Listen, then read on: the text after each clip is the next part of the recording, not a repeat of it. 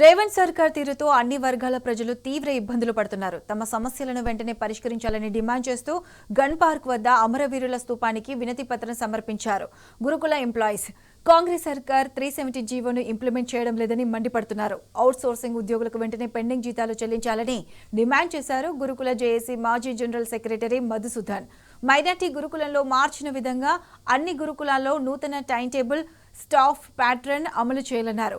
Pending promotions, డిఏలు వెంటనే విడుదల చేయాలని కోరారు. గత 5 నెలలుగా పెండింగ్ లో ఉన్న విద్యార్థుల cosmetics, campus maintain, diet bills వెంటనే విడుదల చేయాలని గురుకుల జేఏసీ డిమాండ్ చేసింది.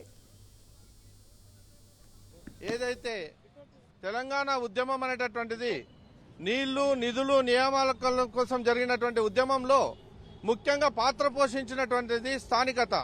స్థానికులకు మాత్రమే ఉద్యోగాలు చెందాలి, ఎక్కడ స్థానికులు వారే ఉద్యోగాలు చేయాలనేటువంటి ఒక తెలంగాణ ఉద్యమం ఉవ్వెత్తున వచ్చినటువంటి సందర్భంలో 317 జీవో అనేటటువంటి దాన్ని తీసి స్థానికులకు అన్యాయం చేసినటువంటి ప్రస్తుత పరిస్థితుల్లో వాటిని సవరించాలనేటటువంటిది ముఖ్యమైనటువంటి డిమాండ్గా ఈరోజు అమరవీరుల సాక్షిగా ఈరోజు మేము మా యొక్క కార్యక్రమాన్ని ముందుకు తీసుకొని వెళ్తున్నాం.